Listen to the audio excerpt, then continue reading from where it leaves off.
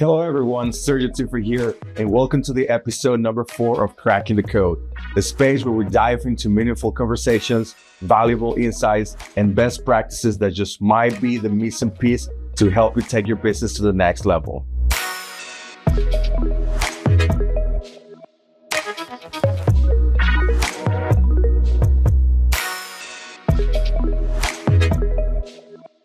Today, we're diving into real estate and exploring winning brokerage strategies with a special guest, Lisa Piccardo. Lisa is the Senior Vice President of Brokerage and Team Consulting at T360, one of the most respected consultant firms in the real estate industry. With a career that spans leadership roles at Sotheby's International Realty and owning her own brokerage, Lisa brings a unique blend of hands-on experience and a strategic insight. At T360, she helps brokerage and teams nationwide scale their operations, improve profitability, and navigate the ever-evolving real estate landscape. Lisa is not just a consultant, she's a catalyst for transformation in an industry that demands constant innovation. Thank you so much for being here today, Lisa. How are you doing?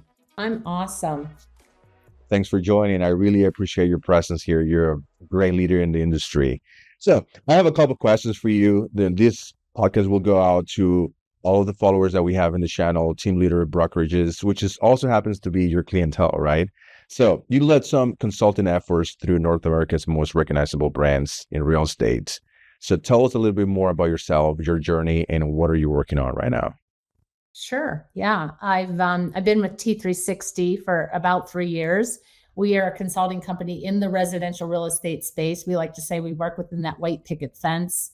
We do brokerage consulting, technology consulting. We work with MLSs and associations. We do executive placement. We do events, and we're really known for data and our T3 Trends report.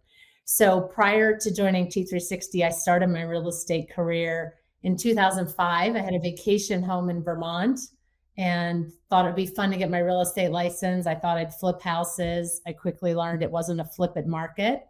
My background prior to that was marketing. And so I started a real estate brokerage with an agent in that market who was a top producer. And we grew that during the downturn, the tough years. And in 2011, we sold it to Sotheby's Realty franchise. And then I took over as their president and principal broker, ran that company for a number of years. And then that company sold to another firm. And then I joined Sotheby's Realty Corporate in a consulting role, supporting franchises across North America. I started in the mountain region, had a team, and we worked with brokerages on growth and profitability and recruiting, retention, operational efficiency, all of that. And then when I joined T360, we work with every brand and independent. So we're agnostic, brand agnostic. And I've also done a lot of work with teams as well. So Again, the same thing. So you've seen it all, I mean, basically. So what do you think are some of the qualities that high efficient teams and brokerage have, high achievers versus the one often miss? I think the biggest thing is, Sergio, having a vision, right? Knowing who they want to be, what their motto is, how big do they want to grow, what are their mission, vision, values, all of that.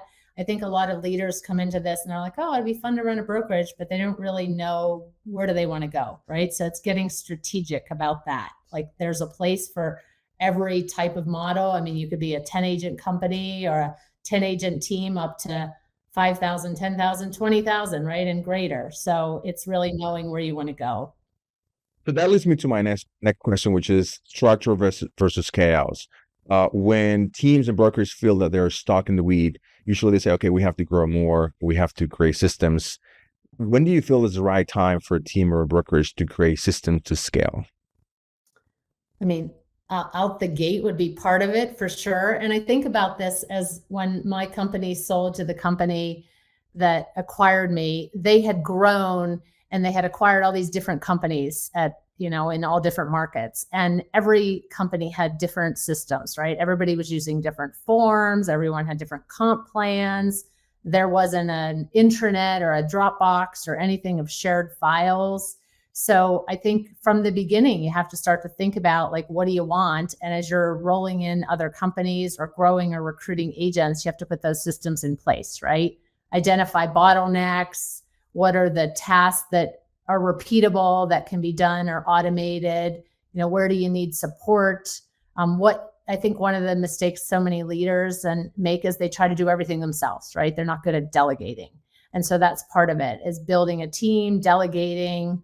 We co-wrote a white paper a while ago on automate, integrate, delegate. So that's a big part of it, right? So that you can free up leadership to focus on strategy rather than those skills, those day-to-day tasks. Absolutely. And, this is something that I talk a lot with my clients, which is, hey, you have to delegate, because I run a virtual assistant company. So I understand the power of delegation, and I have multiple businesses as well. But in an ideal world, everything can be delegated, right? So I tell them, hey, create a list of things that you have to do, from 1 to 10 on a daily basis. And then, number 1, 2, and 3, these are the ones that you will still do. Everything else can be delegated. But I know that's not possible all the time. So, what do you think is the sweet spot of delegation in terms of, I cannot delegate everything because maybe my budget doesn't allow it, or I can't find the proper personnel to delegate, right? If that makes sense. Right. So interestingly, years ago, prior to being in real estate, I ran a large nonprofit organization, and one of my board members ran a Fortune 500 company. And he said to me, Lisa, you have to learn to delegate everything that crosses your plate and only expect some of it to get done, right? So find somebody to really do that. And I think that so many of us are control freaks. And I know this, I'm working with team leaders and brokerage leaders, like nobody can do it better than me. And I know I'm a perfectionist. I'm not the easiest person to work for, right? But maybe it's okay to get it, we hear this more and more now today, right? It's okay to get it. It doesn't have to be done perfect. It just needs to get done, right? And so really think about it's better to train somebody to do something that you're going to have to do 5 times than to do it yourself, right? Whether it's diving into, entering contacts in Salesforce, or, reorganizing a P&L or things like that. Whatever it is, you have to learn to delegate. So I think that is a really good lesson for all of us. Absolutely. Now, I have a tricky question, because a lot of brokerages and teams, they believe that recruiting more is the answer to growth. But I know you focus a lot on performance. So how do we get some leaders to change their mentality on quantity versus quality, if that makes sense, right? Yeah. So I am hard about quality over quantity, and I come from that background in real estate, right? I want high performing agents and all of that. I mean, I do realize there's a lot of models out there that don't necessarily agree, right? And there's been all these stats that 80% of agents only did 1 transaction or whatever. But think about that. Again, that goes back to delegating and how much work can you do. Recently, I did some work for a brokerage that has about 500 agents, and they used to recruit a lot of brand new agents, and they realized it's a tough market right now, right? So those agents are set up for failure, and they're having to put so much time and energy into training them and working with them and, trying to bring them up that it's just not worth it. So that's part of it. And one of the things too, we look at a lot of agent production reports, and I like to quartile those agent production reports. And I love those companies that it's more evened out, where the bottom quartile has a minimum production, right? And you don't just have 80% of the agents in the top quartile, right? It's a little bit more evened out. And I was just on with a broker client who was saying that he thinks that, they at least need to be doing 1 transaction a quarter at the very least, right? But if you look at the profitability of some of the companies that we work with, those that have, 8 or more units a year are more profitable in many cases because they're just doing better jobs. Another thing I think many of the teams, especially, they buy leads, they spend all this money on leads, and then they pass them on to brand new agents to try to help them out. Well, the chance of a brand new agent closing a lead is hard, right? So again, you only have so much time and bandwidth, and I think it's better to put it in productive agents. And it's funny because that was going to be my next question. I know a lot of teams spend a lot of money buying leads, and sometimes they overlook their own sphere, so to speak, right? And then, so what is your intake on buying leads versus a relationship-based marketing type of, company? So when I joined T360, that was an eye opener to me. Like when we started working with some very large teams and the amount of money that they were spending, and I came from a world where it was really Sphere, SOI world, and I'm a big Ninja selling fan, and working your Sphere and all of that. So that was fascinating. And obviously some of them have high conversion rates, right? And the ROI, I think I saw one lead team that did 600,000 they spent, but their return on revenue was $1.5 million. However, once they paid for those leads and landed them, they did zero follow-up on them, right? And so I think that sphere of influence marketing is hugely important. We did a chapter, and it's even beyond that. It's demand generation, right? Developing relationships. So we did a chapter in our T3 Trends report this most recent Trends report, and it was on demand gen and the importance of really building relationships and trust, and getting a marketing team to really market, right? Develop content that builds trust. I believe that brokerages and teams should be doing this sphere marketing on top of them. The brokerage client I just met with was talking about having admin assistants do database mining to make sure that they're staying on top of their clients. So again, I think that that's one of the most important things, right? It's okay if you're going to spend some money on leads, but think about all those people that you spent money on and never heard from you again. Right. And yeah. I have a very very good intake on that, because I don't necessarily run a team, but I do have a flipping company as well. And my biggest source of leads is not direct sellers, it's actually agents. And the reason why is because agents are going to bring recurring transactions to you, but agents do create that rapport with the sellers. So when I go to negotiate these houses, the agents are my front face, and it's a lot easier to negotiate that if I was dealing with a direct seller that they'd never heard from me. They probably saw an ad on Google or Facebook, they're calling me, and the negotiations are tougher. But when the agent is in the middle, everything is so smooth.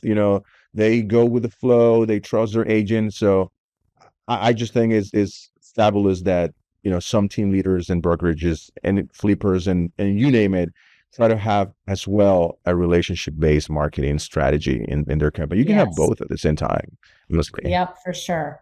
I think you need to have both.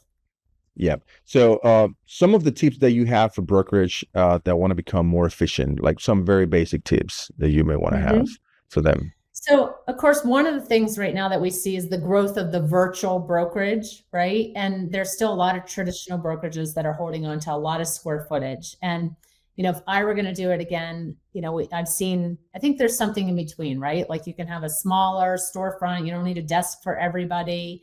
And so reducing facility costs is one thing. The second thing, and we talk about this a lot, is staffing, right? This old mindset of that you have to have all of the staff have to be in the office every day doing the work. And we do a lot of organizational reviews. We do something called a 360 business review, where we look at everything with an organization.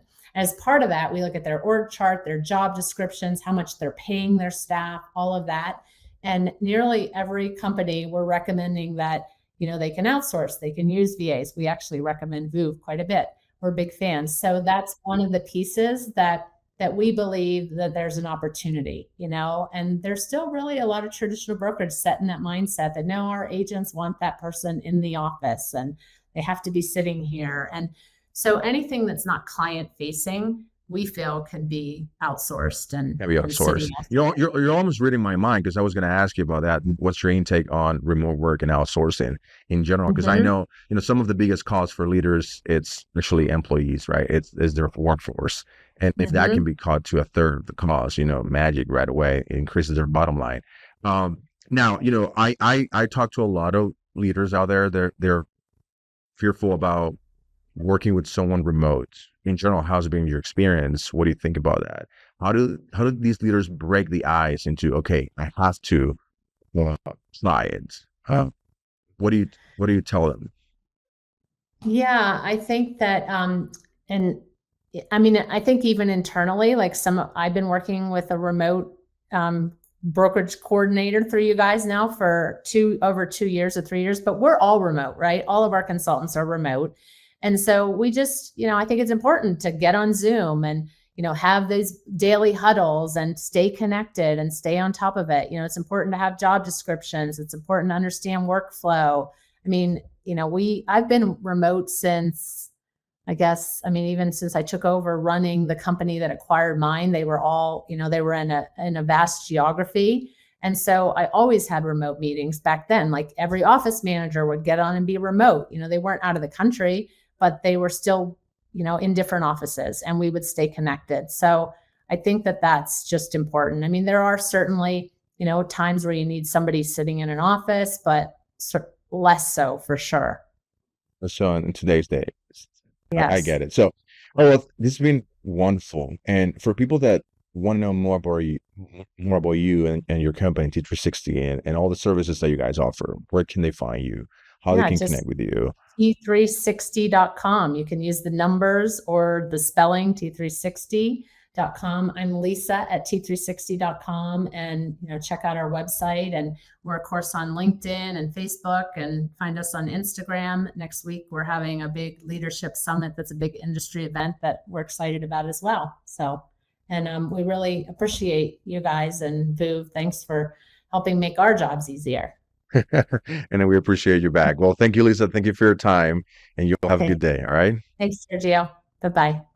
Thanks for joining us on this episode of Cracking the Code. We'll be back with more stories, strategies, and straight out real talk. If you found this helpful, don't forget to subscribe and share with others looking up to level up. See you in our next episode.